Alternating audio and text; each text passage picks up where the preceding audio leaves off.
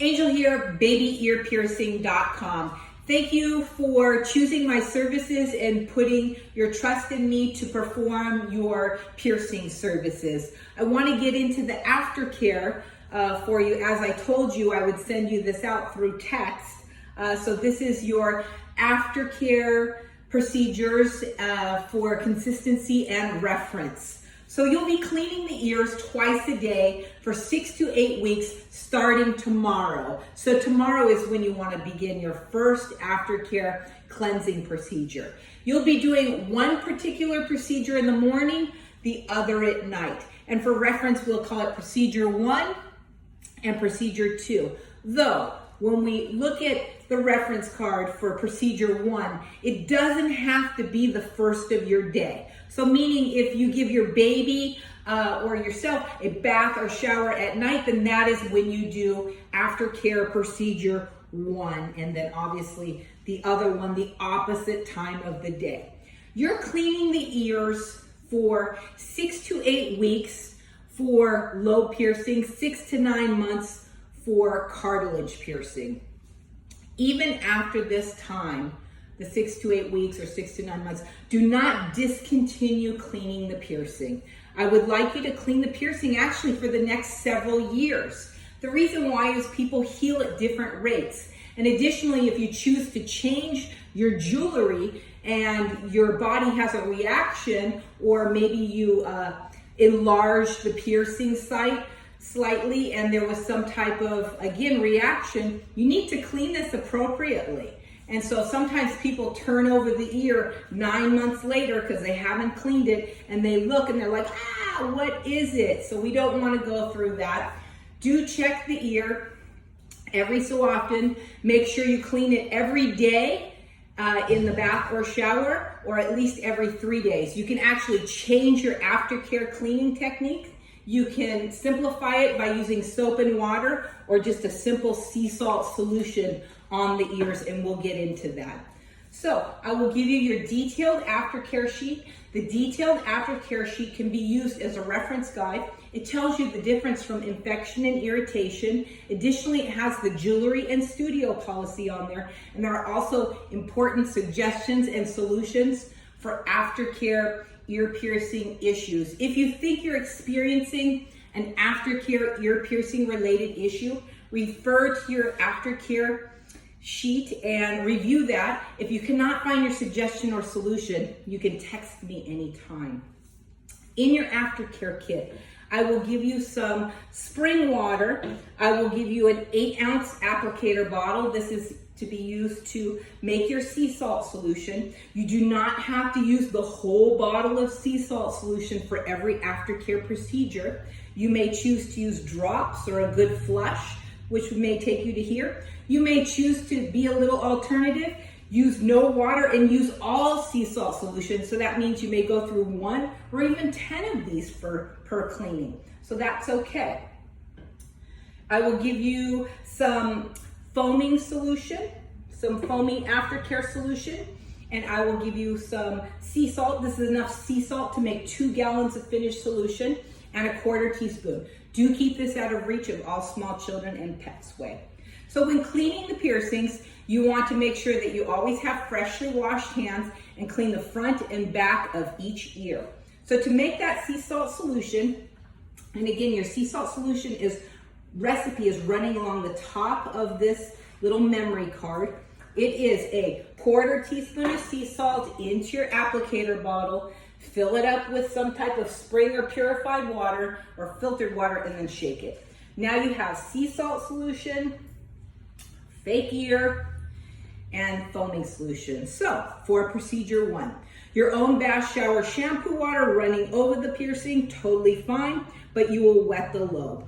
Best, easiest to do, most efficient with running water, warm running water, wet the ear. But you can also use an applicator bottle or some type of spray or squirt bottle. So wet the lobe with water. Go ahead and flush it out. And on your sheet, it says water.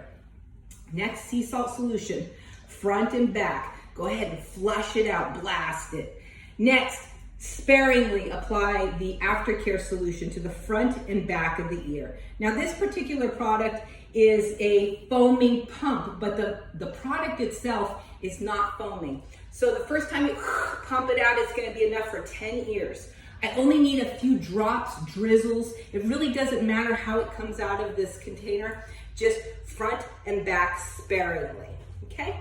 Now next, you'll grasp the piercing and go ahead and rotate the piercing. You'll get behind the piercing and go ahead and compress all around the back of the piercing. So I'm holding the front with one finger, getting behind with the thumbs. Now, if you have nails, it'll throw you out here and not be efficient or sufficient enough for what I'm looking for to prevent future issues. So I need you right up next to there. You may need to scale down the nails. Go ahead and rinse with water once again after that procedure, and sea salt solution once again. Let me take this back to grasp, rotate, and compress. So if the ear is not properly prepared by all the soaking steps, the water, the sea salt, and the Aftercare solution, it needs to be properly soaked and prepared for that grasping and rotating. If it is not properly prepared, the piercing, the healing tissue can be torn. It can be potentially torn, ripped. So we don't want that. It doesn't hurt, but it can aggravate the ear. If it's not getting soaked, it's being torn, it's probably then not going to be compressed right. So from time to time, what I see is on the back of the ear and underneath is a small bubble, a blister, a pimple, or even a sac of fluid. Once the piercing gets this condition, it is very hard to get rid of. The reason why is, in most cases, it's from improper aftercare. And the remedy is proper aftercare. So instead of cleaning it properly one time a day, it turns into super diligently 3 times a day with something that I've created called emergency sea salt solution, okay?